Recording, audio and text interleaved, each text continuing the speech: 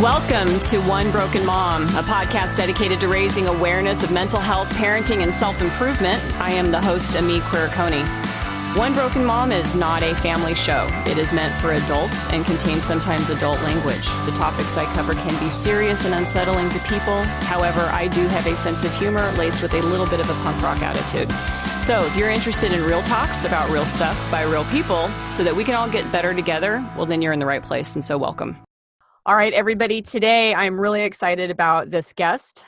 His name is Dr. Bradley Klontz, and he is the founder of the Financial Psychology Institute and an associate professor of practice in financial psychology at Creighton University. He's a managing principal of Your Mental Wealth Advisors, a fellow of the American Psychological Association, and a former president of the Hawaii Psychological Association. He's partnered with organizations including JP Morgan Chase and H&R Block in efforts to help raise public awareness around issues related to the financial health and financial psychology. Dr. Klontz has been a columnist for the Journal of Financial Planning, On Wall Street, and PsychologyToday.com, and has co-authored and co-edited 5 books on the psychology of money, including the one that I read called Mind Over Money. His work has been featured on ABC News, 2020, Good Morning America, and in USA Today, The Wall Street Journal, New York Times. I mean, he's been everywhere, and he's been on a bunch of shows. So I am super excited to have him. So welcome to the show, Brad. Thanks so much for having me. Very happy to be here. And so, and we had just covered right before we recorded titles. So, Dr. Brad, thank you for being here. To let everybody know where the money issue comes in. My goal in 2019 was actually to overcome my own money concerns, meaning that when my last relationship had ended, which, kind of started me on this path, I had found myself standing in pretty much the exact same situation that I had been 7 years earlier, which was I had no savings account. My job that I'd been doing, or the career path I thought I was going to be on, was gone again. And I had on my hands like 3 maxed out credit cards, my car payment, student loan payment. And I felt like that was something I never wanted to repeat again, but yet I didn't know how it was I ended up in that situation to begin with. Now, I don't talk a lot about my financial issues because, like everybody else, they're embarrassing. And I'm humiliated by the fact that a reasonably intelligent woman like myself, who knows how to run businesses and keep businesses on track, would still find herself in just a financial disarray that, is worse than I think what most people actually would consider their financial situations. But my issues broke down to pretty much, I live paycheck to paycheck. It doesn't matter if I'm making $45,000, $65,000, or $100,000. I was living paycheck to paycheck on a constant basis. Opening bills always scared me. And I don't know why, but I wouldn't open up my bills. And so I would end up falling behind on basic payments, credit cards, or even the electric bill. Whenever I go into a department store, I walked out empty-handed because the prices scared me. And this was even when I was making 6 figures as the general manager of a manufacturing company. I shopped pretty much exclusively at discount stores or thrift shops. I had an automatic response that would tell my kids, we don't have enough money for that. And yet I would also realize that I would find an equivalent amount of money to spend on something for myself that made me feel better. And I had credit cards for 2 reasons. And they weren't because I was treating myself, but because I would use them to buy extra things, extravagances, dinners, gifts, vacations, in order to make the people around me feel happier. And maybe occasionally I would use it for some professional development, but I didn't go buy myself expensive shoes or any of that other stuff, but yet they were maxed out completely. And so in an act of motherhood, I decided that I needed to get this figured out because I didn't want to continue to model for my kids the behaviors that I thought was going to send them off and lead them to a place of being 47 years old and still in this financial disarray, And so I knew that I needed to be able to do and make these changes for myself because I had spent the last year intensely working on myself. And despite doing all of that, still sat here with my budget going, I don't feel good about this yet. I hadn't been able to overcome this piece. And so I reached out, I got the book, Mind Over Money. Here's my copy of it right here. Read through it, mind blown, and then did what I normally do, which is I reach out to the author and go, oh my gosh, can I talk to you and have you on the show? And so, like I said, this is a big deal for me to be able to have Brad here. And I also think that as you're going to be able to tell us about financial problems are a thing that a lot of people have and probably don't equate with it being a psychological issue. Is that right? Yeah, I think you're totally spot on. And what's so interesting to me is that, for example, the American Psychological Association, they do something called Stress in America. It's a survey. And every year they ask people, what stresses you out the most? And what was fascinating to me, like they were running this survey all the way before the Great Recession. So I think 2007 was the first year they ran it. And that actually things were great financially as a country. They were good then, yeah. Right. Things were fabulous. And the number one stressor in the lives of Americans was money. And, I'm a parent. I work. Having kids is very stressful, right? Yeah. But money was higher than kids, than health, than work, family, the whole deal. And which strikes you as a bit of an irony, again, since we're like the richest country in the world, like we have more than most people do. And so what's going on there?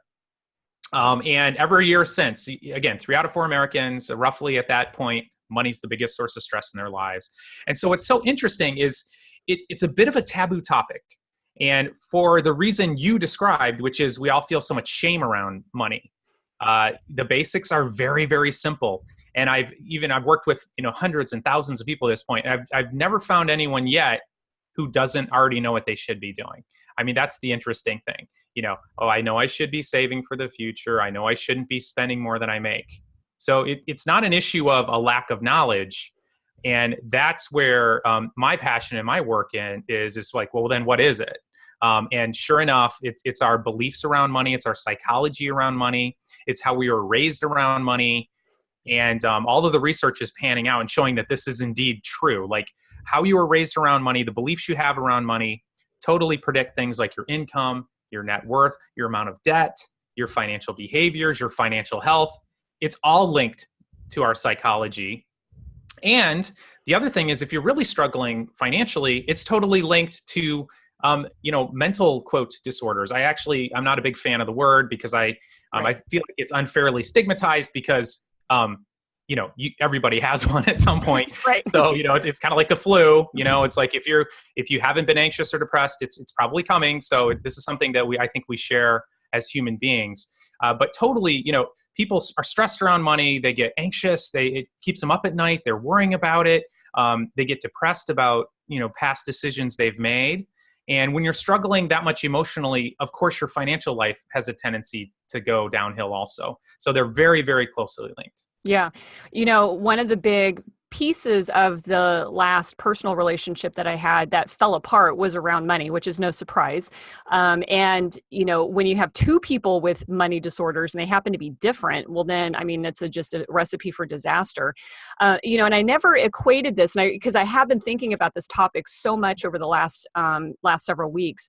And, the other piece that I never kind of linked together was whenever I was in a room or around wealthy people, I always felt like a fraud, even though my whole goal professionally and my whole movement was, to be educated and to run successful companies and to have my own businesses, because that's what I wanted. Whenever I was in the presence of it, I felt like a fraud. And I felt like I don't belong here. And that was a thought that I actually really have been sitting here going back. And, in your book, you've talked about, one of the big things, and I'm going to move it to the top. I had it as one of my third questions, but you talk about unfinished business, which I love the phrase because that actually was the one that kind of really snapped for me and stuff.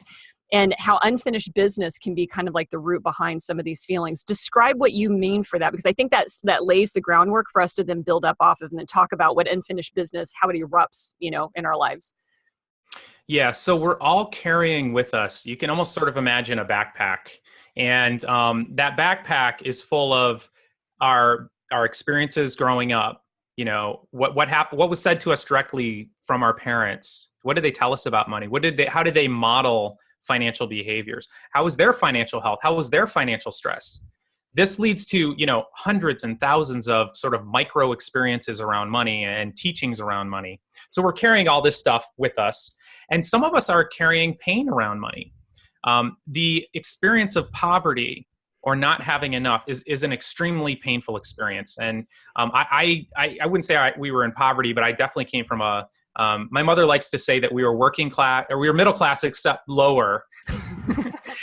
And so I definitely grew up with this not being able to get certain things I wanted, certain experiences I wanted. Like, for example, I wanted to learn martial arts, and we could afford to pay for 1 month of lessons, and then I had to drop out, and little things like that. That's an emotional experience for me. And now I have my own kids, and the temptation for me, if I'm not being aware, is to give them anything they want. What do you want? We'll get it all for you, because I don't want you to do without, like I had to do. So that's a great example of some unfinished business. So I grew up feeling like there wasn't enough, there's not enough money. And so that experience leads directly to money scripts, which I'm sure we'll talk about as we continue to talk, that are these beliefs around money that become your reality. So when you have the reality that there'll never be enough money, which you get from unfinished business from your childhood, then you approach money in that way in your adult life. And the difficult part about money, it is a taboo topic, so we don't talk a lot about it. So most of us have very little insight into what's clanking around in our brains around money.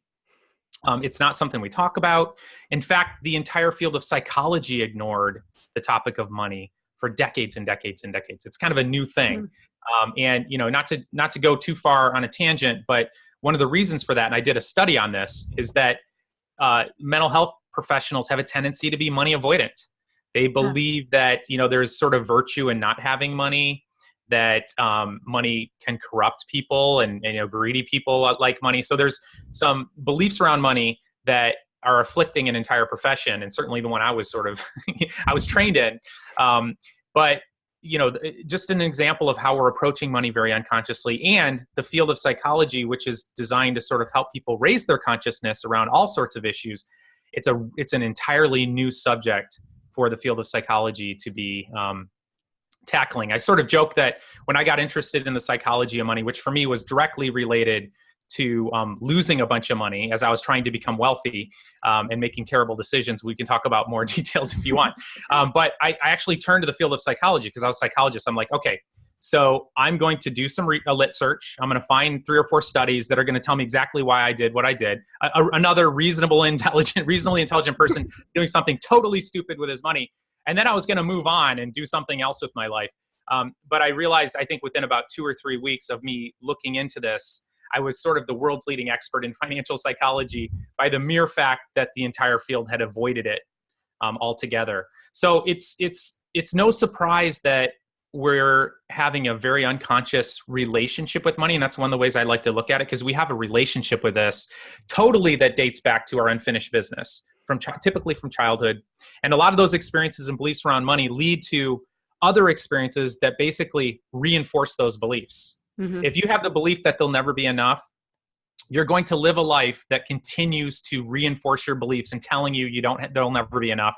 And you're going to be looking for information in your environment to basically prove you right. It's sort of it's called cognitive dissonance, right? Mm-hmm. So you have this belief, and so you push away any sort of evidence, confront that belief, and instead you just tune into all the different, and you can find this all over the place. There'll never be enough money. So you tune into all the stories about people who had it all and lost it all, or people who are living with not enough. Mm-hmm.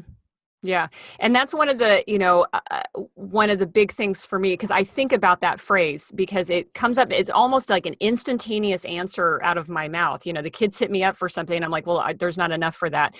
And I stop myself now. Like I've talked about the whole road to recovery and being able to work on yourself as you're doing things, is that it's a conscientious effort, like on a daily basis, that you have to stop. And so I stop myself when I say that, or if I do say it, kind of retract it and go, okay, hold on. Actually, let's see what we've got budget wise. Let's just take a look at, what we've got going on. Because sometimes there isn't enough money. But what I had discovered, like I said, was that I somehow managed to manufacture some money for something else, mm-hmm. And I began to look at like how I responded to my kids. And it was like, yeah, that's a message I'm used to receiving, like on a pretty regular basis. There's not enough. And then seeing the hypocrisy of seeing it being spent someplace else. And I know I've looked at some of the studies where they talk about the marshmallow test. Somebody was talking about the big marshmallow test of like, the delayed gratification, and, that people that could delay their gratification and the kids wouldn't eat the marshmallow did better in life.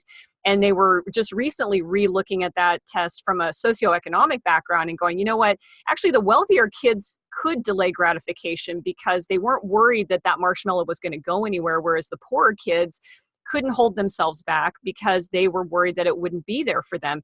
And I found that kind of linking with me of like, yeah, like that's that paycheck to paycheck. Doesn't matter how much I have. There might not be enough next week. I might as well spend it all this week and enjoy it and keep going subconsciously. You know, I never meant to do any of that. So I said, this whole book for you just that you wrote just blew my mind here. So let's lay out money disorders. You know, you've broken these out into, you know, categories. So let's explain what they actually are. Yeah. So money disorders is really a way to try to describe chronic self-defeating financial behaviors. So it's sort of a broad category of things that you already know better. You know, like, you shouldn't be doing this. I mean, that's one of the factors. Like, and that's what makes this embarrassing, right? Is right, the fact that exactly. I know I shouldn't be doing this. And if anybody knew I was doing this stupid stuff, they might not respect me, you know, in any way. So you just don't talk about it. Right. Yeah. So that's sort of that, you know, secrecy and shame. And then, you know, you have to ask yourself, why are 3 out of 4 Americans so stressed about money? Well, they're probably doing the same thing. You know? They're chronic self-defeating patterns of financial behaviors in general. Yeah. Okay. And they lead to all sorts of problems. Like, so that's the other part. Like, they're disabling. They cause you stress in your relationships. They cause you financial strain. Sometimes they cause you problems at work, you know, where you're focused, or, you know, you're sort of focused around this concern. And so it distracts you. So you can't really perform your functions in life the way you would like to if you weren't otherwise burdened by this money disorder. Right. Now, you had on your guys' website, you have an inventory, a test basically that you can take. It's the Klontz Money Behavior Inventory, the KMBI. And I took it because I was totally interested in seeing it. And the results of it, well, and I'm happy to share what them are, but the different patterns or the different types were compulsive buying, a gambling disorder, a hoarding disorder. This one surprised me, workaholism, financial dependence, financial enabling, financial denial, and financial enmeshment. And I guess I was surprised by workaholism because I've definitely been a workaholic and still, but I never equated that to a money disorder. Why does that end up being a money disorder on this list? Yeah, great question. And workaholism is the one that we all like to claim, right? It's like, it's the good one, right? But the problem with workaholism is, and by the way, I'm a recovering workaholic. I'm in recovery right now, actually. And it's a day-to-day journey, right? Like, it's hard for me to get up from this desk right here and stop doing whatever it is I'm doing, partially because I absolutely love what I'm doing. So there's actually 2 different types of workaholism. There's the one where you just love your job, and there's the one where you hate your job. But basically, workaholism is an obsession with work. And there's a downside to it. And they've done lots of studies on workaholics, and they have a tendency to have a lower relationship satisfaction, meaning that your partner, your spouse, doesn't really like it that you are perhaps more married to work than you are to them. And it leads to problems with your kids who grow up with an absent parent because you're not there. And what does that do to them? Well, it creates sense of resentment, sense of maybe that, you know, I'm not as important as I would like to be. And it leads to basically lifelong potential impairment in your relationship with your kids. It also can lead to health problems. Well, it's associated with health problems. It's associated with an increased risk in mental illness too, like depression, anxiety. So workaholism is one of those ones that society really reinforces. Like, if you're a really good workaholic, there's a really good chance you're going to get a raise and get promoted. But it is one of those things that psychologically, relationally, it comes at a very heavy cost. Right. And my score on that was 4.4. So it was one of my higher categories on that. Compulsive buying was a 3.18. It was for other people. Gambling disorder 1, hoarding disorder 1, financial dependence 1.8. So what's a financial dependence? So financial dependence is basically where you're dependent on income that is not associated with your efforts, your work-related efforts. And so what's interesting about financial dependence, you can envision, chronic people who are, families in chronic welfare families. And I say chronic because, you're sort of brought up realizing, hey, there's money, checks come in, it's not really attached to work. And so this can be something that's modeled You're getting money for nothing, for doing nothing, basically. And money is a very, very powerful reinforcer. And so we always like to I think it's real easy to create a straw person and throw rocks at it. When you see somebody who's, getting, welfare or whatever, money for nothing. But it's actually totally human nature. I could take anybody and give them money for doing nothing, and it'll reinforce doing nothing. This could happen to all of us. So this is my point. And what's so interesting is that pattern of behavior, you see it on the opposite side of the socioeconomic spectrum. It looks different. Psychologically, it's very similar, where, this is sort of the stereotypical trust fund baby. So this is somebody, born with a silver spoon in their mouth. They're getting money for doing nothing. And actually, psychologically, it's a really similar emotional consequence. And so in the research we've done on financial dependence, we have found that people who are financially dependent have a tendency to have lower levels of basically self-esteem, drive, motivation, passion. It makes sense. For me, I get money for doing work. And so it's a powerful reinforcer. So I get inspired, I should do more work. And this happens as a child for me. The more you work, the more money you get. The more money you get, the more things you can do, things you can have, etc. More food you can eat. It's a very powerful reinforcer.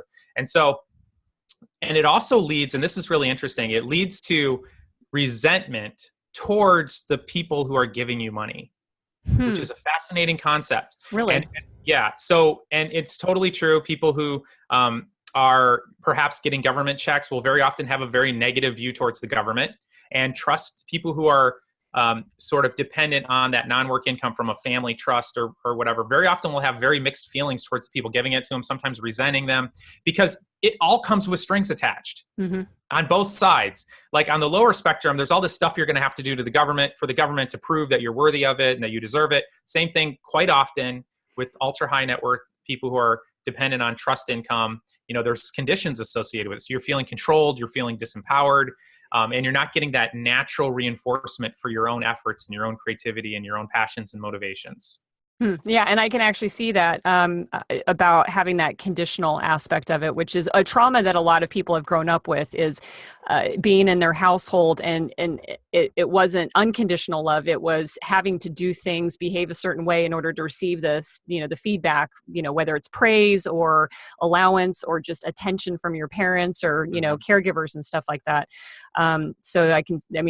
It's funny because I think it's fascinating that the financial psychology is relatively new, but then when you break it down and you start to look at it in the context of all the other, psychological, and I'm with you, disorders is a tough word, so I just say mental wellness issues that, we're all approaching. It's not surprising that they are, linked and connected together. Financial enabling and these are where I start to get on the charts here. I had a 5.17 and the scale was 1 to 6. So with, high scores are not good in this one. So describe what financial enabling and actually financial denial, both of those were over 5 for me. Yeah. So financial enabling is, another way to look at it is financial help that hurts. Okay. So it hurts the person giving it and it hurts the person receiving it. So financial enabling is where we are basically, we're the source of reinforcement for somebody else doing nothing or mismanaging money.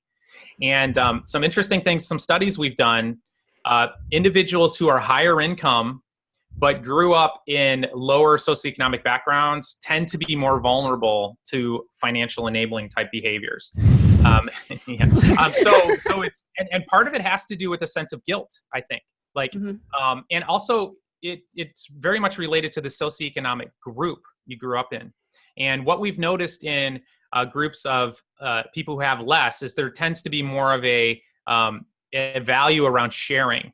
And so when you don't have as much, you share more as a group and as a community, because we all want to survive and we all need to work together to make that happen, typically. And you can think back to tribal societies thousands of years ago. That's exactly how it was, right? You wouldn't say that there's a lot of wealth going on. As a matter of fact, we're all hungry. So let's all get together, go hunting, and then we all get to eat what we got.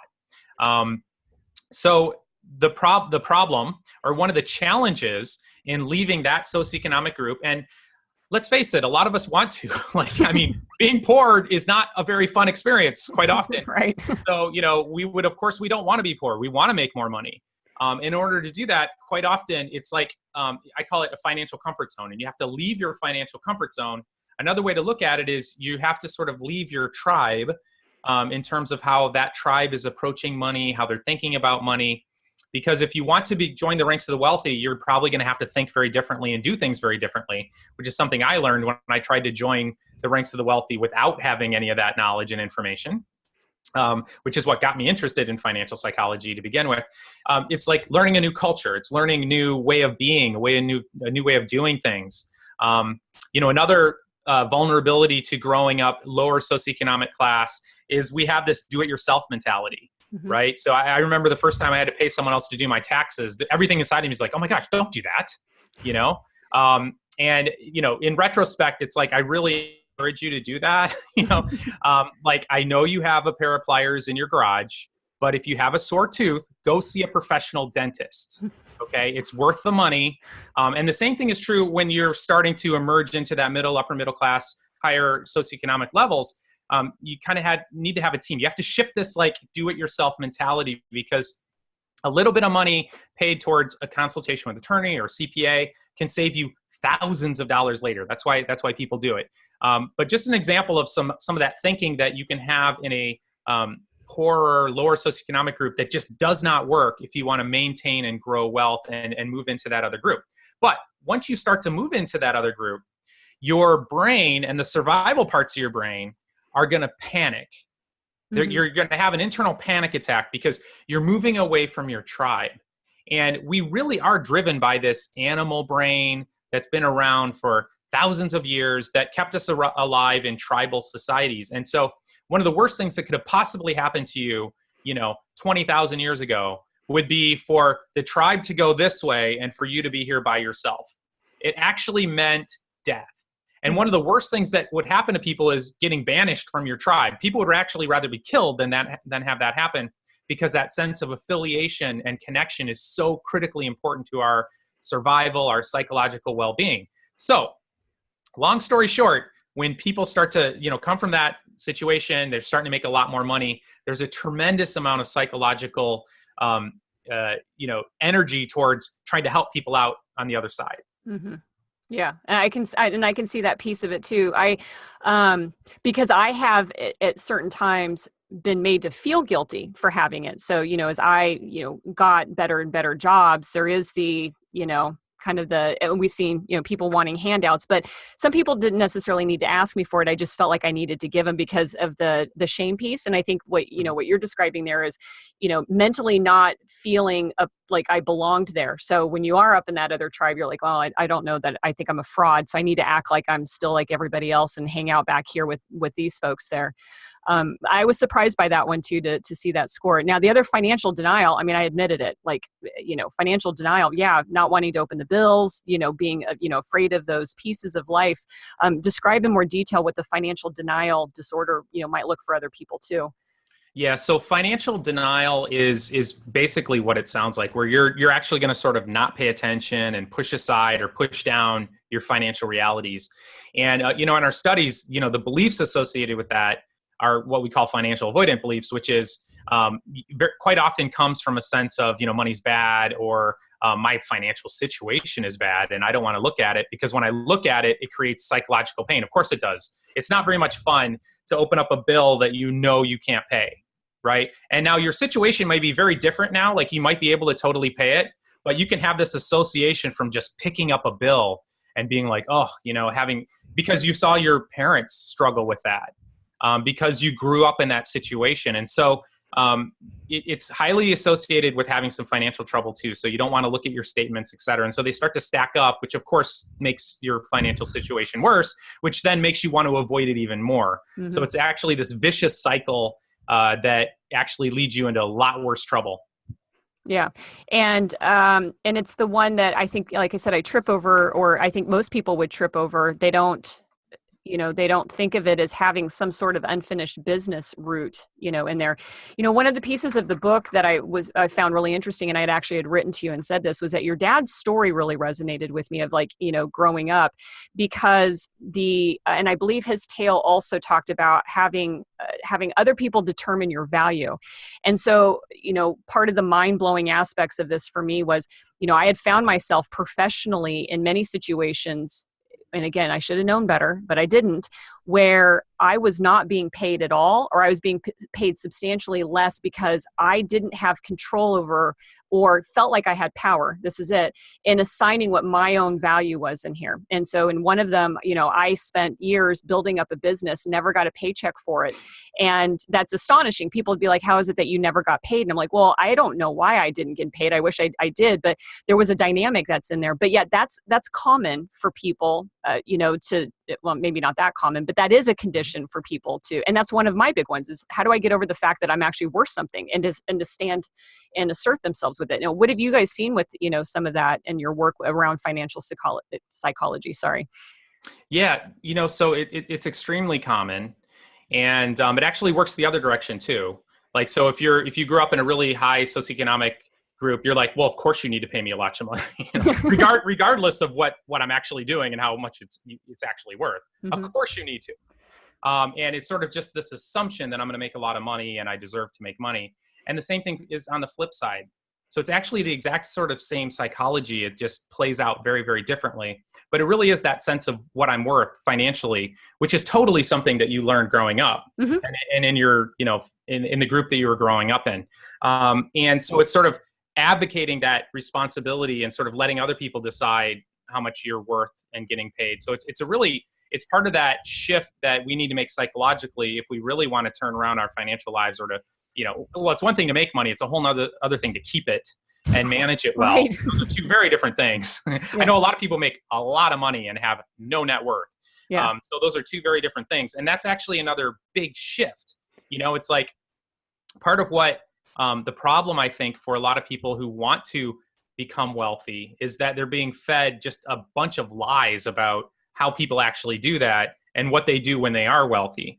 And it can be extremely confusing, because what you see in the media are people who are buying a bunch of stuff. And, quite frankly, that's not what high net worth people do. Mm-hmm. They actually save money. That's what net worth is. So they're not buying a bunch of, disposable products that, reduce value, like clothes and cars and that kind of thing. That's a sure way to not become wealthy. But we're sort of fed those lies. And so then we think, and we want a taste of it, right? So when we start making some money, we want to get a little bit of taste of that wealth. And so we actually handle money the opposite way that people who are actually wealthy manage money. Mm-hmm.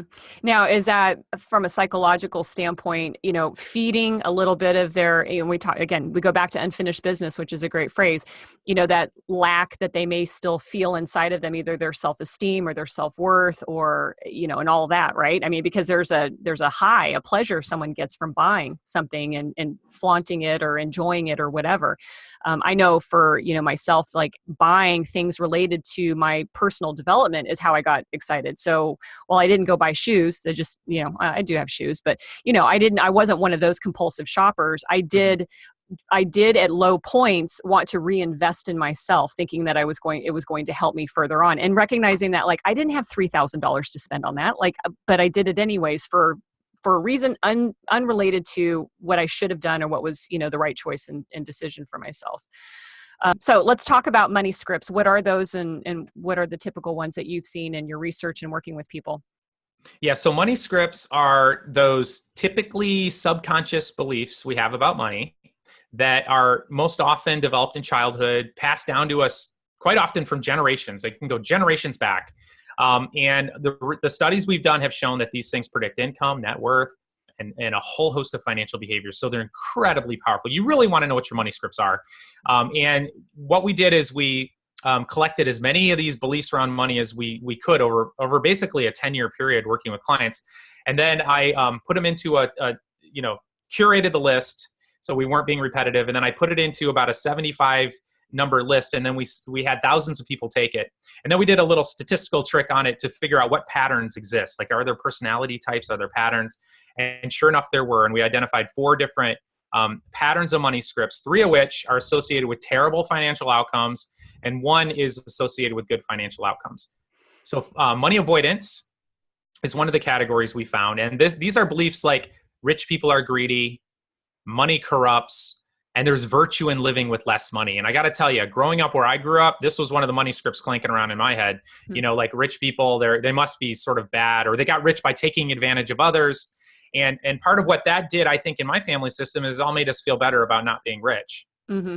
And then, of course, you go and you search out information, and there's plenty of rich people doing terrible things in the world. You don't have to look far. But you screen out all the rich people doing incredibly great things in the world.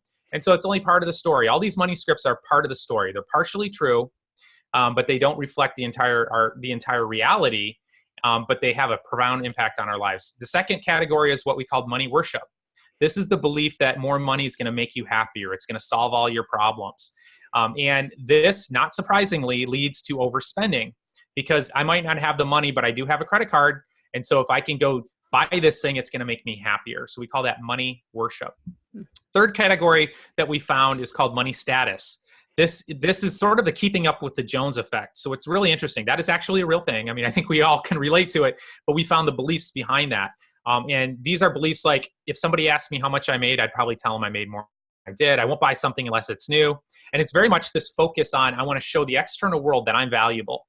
And again, associated with bad financial outcomes, lower income, lower net worth, higher credit card debt, and actually growing up in a poor family. So that money status, we're more likely to fall into that. The fourth category, and there's some good news here, money vigilance. This is the belief that it's important to save for a rainy day. Now, what was fascinating for me about that is there's actually people who don't believe that, and it's actually true. There are. Yep. And it makes total sense. Like, back to your marshmallow experiment example, if I save money and then somebody steals it, you're an idiot to save it. Mm-hmm. And there's lots of stories about that happening. That was my grandfather's story. He lost all of his money, our whole family money, which I don't know, I think it was that much, but during the Great Depression. Yeah. He went to the bank one day, it was all gone. And so, whoa, powerful experience. We call that a financial flashpoint. You can't trust banks around money. I didn't know this until I started to look into my own financial psychology, but boom, mind-blowing for me is that my grandfather died around age 93, never put $1 in the bank his whole life. So he kept it all in a box and in the attic, which, by the way, got stolen about 6 times. He lived in a really bad neighborhood in Detroit. It was broken into all the time, all this stuff getting stolen. So that got reinforced too. People are going to take your money. So there is a life experience that will tell you, don't save money. It would be dumb to do it. But money vigilance is important to save money. In fact, I'd be a nervous wreck if I didn't have money saved for an emergency. That's part of money vigilance. And you think about that, like ultra high net worth people who've created it themselves have a desire to save, right? So there's this, and quite often they came from humble beginnings. That was one of our studies too. It sort of blew the myth that people who are rich were born that way. Actually, no. I mean, in the studies we've done, most of them earned it themselves in that first generation. So it's totally available to you if you shift your beliefs and then your subsequent behaviors. But you need to have a bit of anxiety, a bit of sort of like anticipatory worry about having enough in the future. That seems to be a component of savings, and it makes total sense. Like squirrels, if they were just sort of laissez-faire about having enough food, they would starve in the winter, right? So they need to like hide those nuts.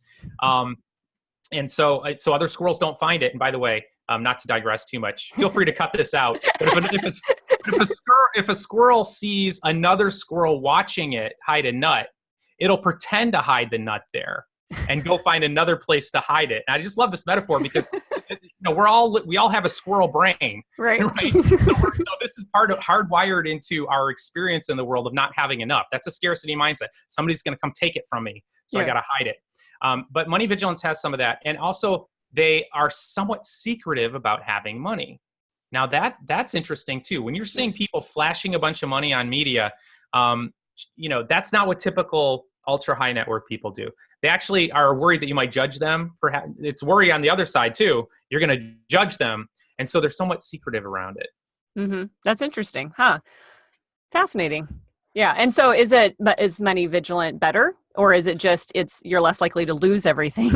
Well, it's actually totally better. Okay. You need to have some of that vigilance in order to save money, Mm-hmm. and to acquire money. And there is, of course, a downside. Like, you can be hyper vigilant, like, Mm-hmm. and this is a common pattern too. And it usually comes from people who grew up poor, became wealthy, and now they're so afraid of not having enough that they can't even enjoy life. Mm-hmm. Like, what a sad thing that is. Ebenezer Scrooge, classic example.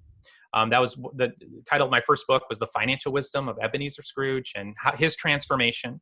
Mm-hmm. And so, yeah, don't do that. Like, he's living a life of poverty. He Right. has all the money he needs, but that poverty mindset continued with him. And so sometimes we see that with money vigilance. If you're so worried about not having enough, you're not going to be able to enjoy all that hard work and effort. Right. Right. Awesome. How do you suggest people start to treat these disorders? I mean, what's a great first step? Because I feel like somebody might have multiple, like I did here, like multiple different areas that feel like they're unrelated to one another. So how do you get your arms around something that could feel, when you're already stressed out about the whole process? What's a great first step for someone? Well, I think that a great first step is to try to get some insight into why you're doing what you're doing.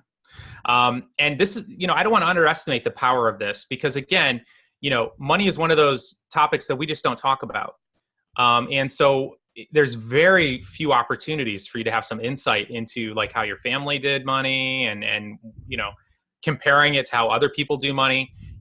Compare it to relationships. Like, I mean, isn't high school all about trying to figure out relationships? And isn't that what everybody's talking about? Who's dating who and what it was like? And, you go over to your friends' house, their parents interact, and there's just tons of talking about what's your ideal spouse or what's your ideal partner or dating, blah, blah, blah. How'd the date go? Tell me what happened. It's sort of the opposite around money. So again, we have relationship with money. Nobody ever talks about it. A lot of times parents don't talk about it. And in fact, when they do surveys, parents are so stressed about money, they would actually rather talk to their kids about sex than about money. And I have kids, and look, I'm not really excited about talking about sex with my kids at all. That's actually not something I'm really looking forward to. But people would rather do that than talk about money. So it's a huge source of stress. So it's this cloud of secrecy. And so there's such power in sort of penetrating that dark cloud with some light and looking at this stuff. So first of all, I'd applaud anyone who's willing to even stay this far in this interview around money, and to really sort of think about a great place to start. What was it like for you growing up around money? What did your mother teach you about money? How about 3 things? 3 things your mother taught you about money. 3 things your father taught you about money. What is your earliest money memory?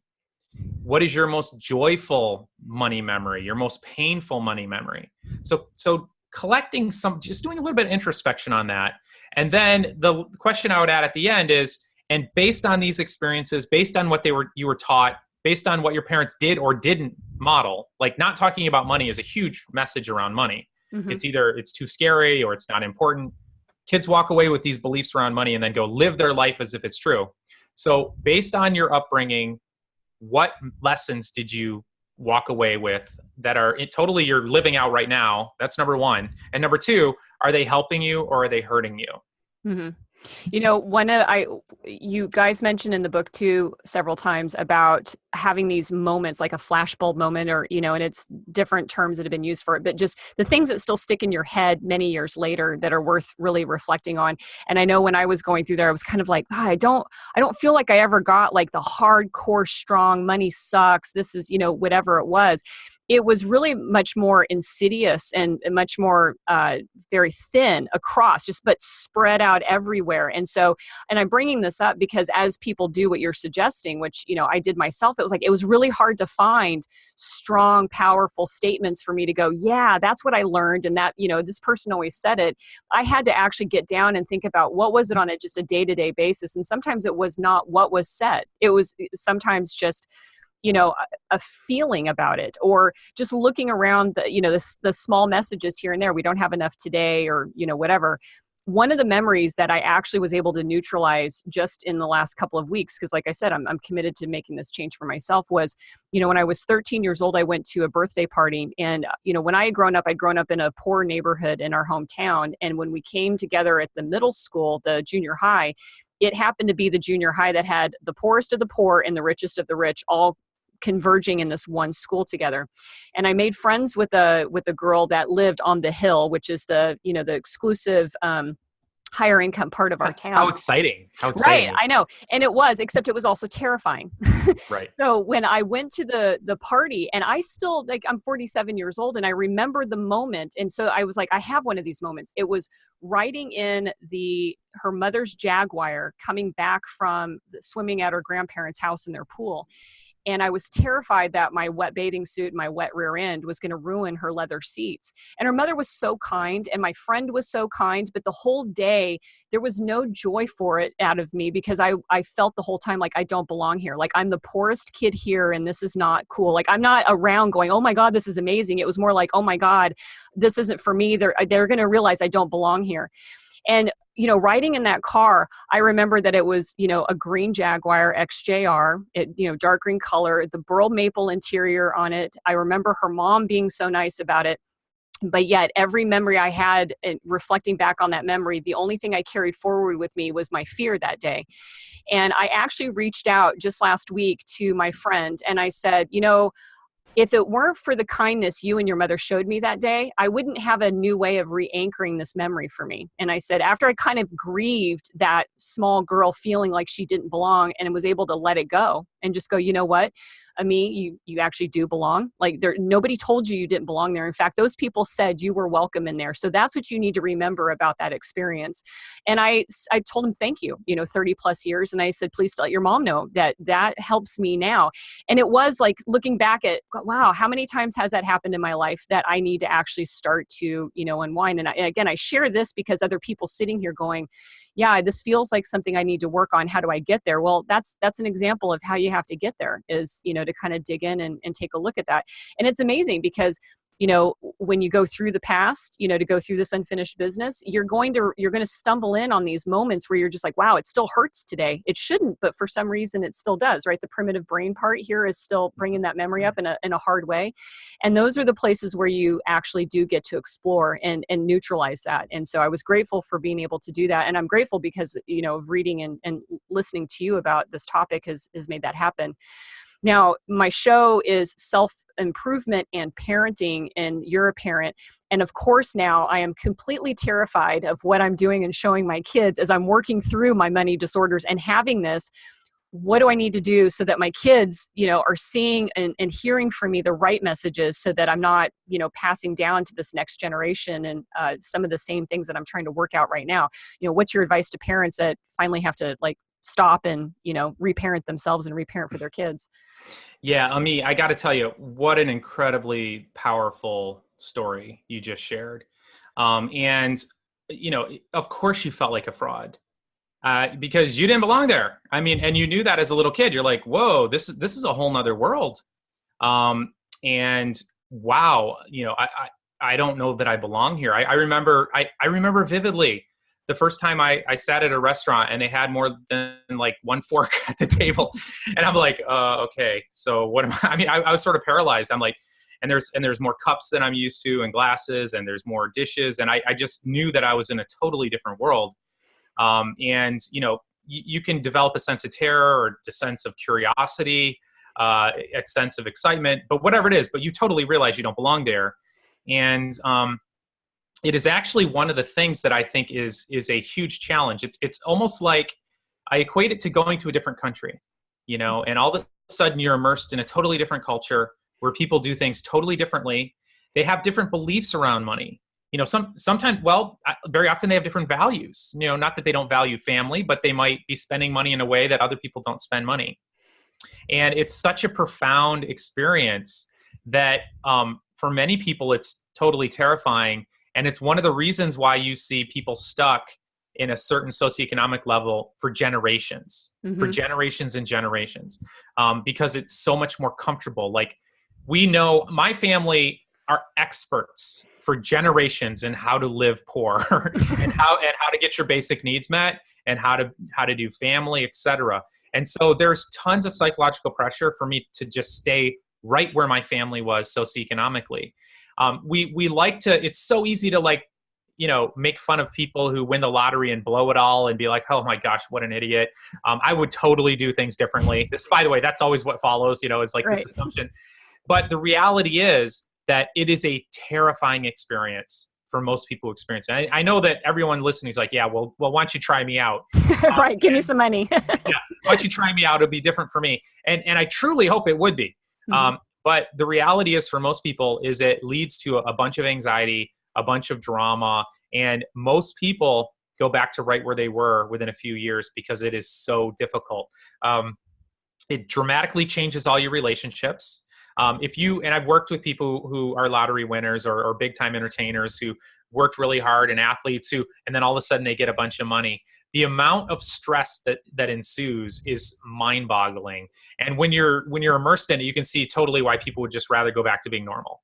Going back to operating the way they knew, not having that experience that you had around how do I act? What do I do? And not only that, like when you're poor going towards, when you're poor going to that higher net worth area, it also is accompanied with this, I don't deserve this. Like, I don't just, there's sort of that like devaluing of yourself as a person because of that socioeconomic label. So anyway, I totally resonate with that. But back to your question around parenting. And of course, experts are great at knowing all this stuff. I'm a total expert in this area, but I have my own kids, and so it's something I'm working on too, because big part of this is unconscious, like what spills out of your mouth, right? And so a huge part of it is knowing where you came from. And I already love how you've addressed the "we can't afford it" sort of message, because that's a really powerful message. Because basically you're telling your kids, we're in this socioeconomic class. We do not have enough money to do that. Yes, right. I'm bringing them into our story. Yeah, right. Yep. And I like to argue this, that no, you totally could afford it. Just sell your house. Right. You have the money to do this. Like, it's like, hey, I want a swimming pool, Mom. And you could say, well, you know what? Technically we could get one if we wanted. But here's the reason why we're not. Because we are taking our money and we're putting some aside for this vacation we'd like to take. And we're putting some other money aside for your education. And we're putting some other money aside because we'd like to retire someday. So you're shifting from, the message of scarcity in the world, which has a bunch of negative consequences, by the way, to one of, abundance. We could do that, but here are our values. Like, I want to pass down values to my children, not this scarcity sort of mindset.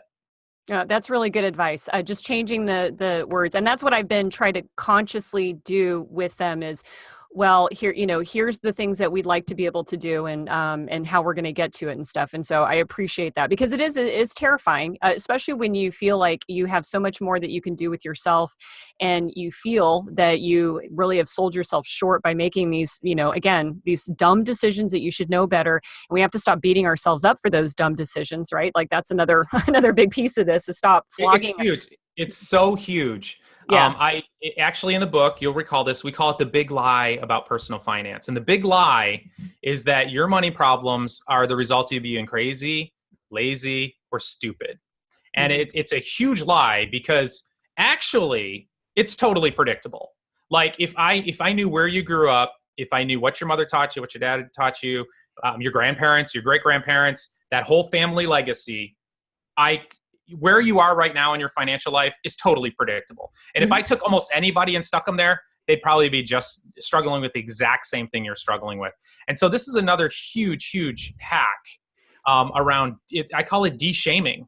Like, look, if you are stressed about money, first of all, welcome to the club. You're an American. Because again, 3 out of 4 Americans are doing this. Right. Number one. Number two, if you're engaging in self-destructive financial behaviors, of course you are. Again, if I knew your beliefs, if I knew how you're raised, I could totally predict that you're doing this. So it's a result of your financial psychology. It's a result of how you were raised. And it is your fault to a sense. Like, you are engaging in these behaviors, but of course you are. Of course you are. So stop doing that and do something else. Awesome.